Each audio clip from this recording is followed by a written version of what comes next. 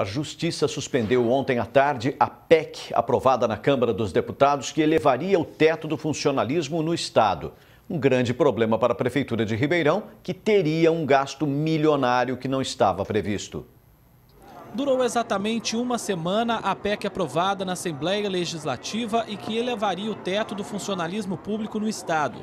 Nesta terça-feira, a Justiça concedeu uma liminar impedindo que a medida seja aplicada. Essa decisão foi proferida no Tribunal de Justiça, numa ação direta de inconstitucionalidade que foi ajuizada pelo município de São Bernardo do Campo, onde foi deferida uma medida liminar que suspende os efeitos e a aplicação da PEC no âmbito dos municípios paulistas, até que esta ação seja julgada definitivamente. A PEC aprovada em plenário no último dia 5 tem o seguinte texto: fica fixado como limite único da remuneração, subsídio, proventos, pensões ou outra espécie remuneratória no âmbito do Estado de São Paulo e seus municípios, abrangendo os poderes judiciário, legislativos e executivos, o Ministério Público, a Defensoria Pública e os tribunais de contas, o valor do subsídio mensal dos desembargadores do Tribunal de Justiça do Estado.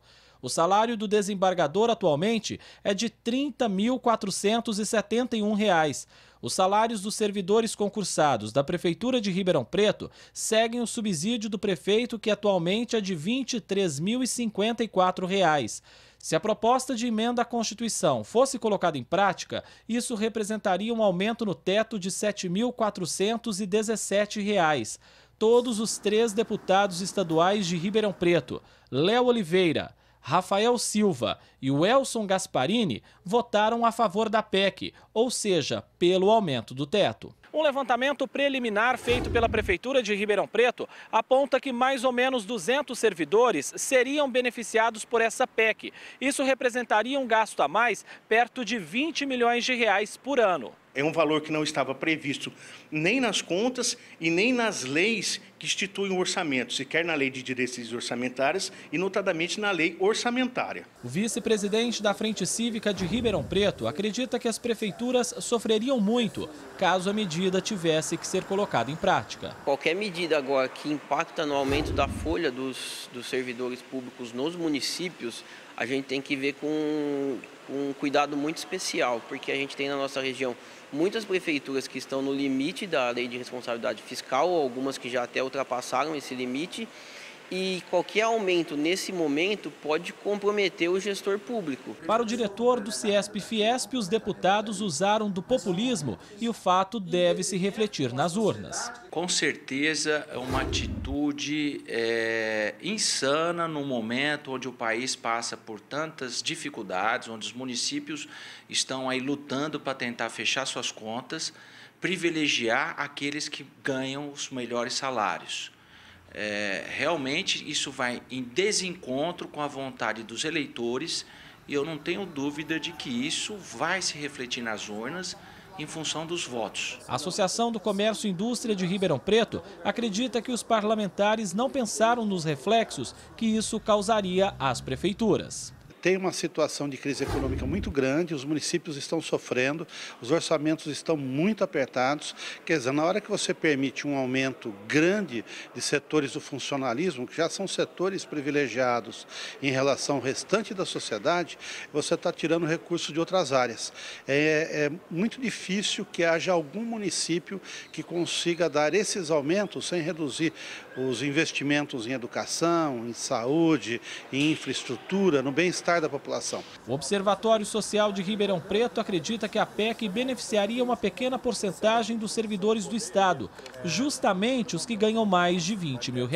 Um conjunto muito pequeno de pessoas, aproximadamente 1% de servidores, em prejuízo de 99% dos servidores, que não vai ter benefício algum com essa medida. Praticamente uma irresponsabilidade no momento desse de eleição você fazer uma medida como essa.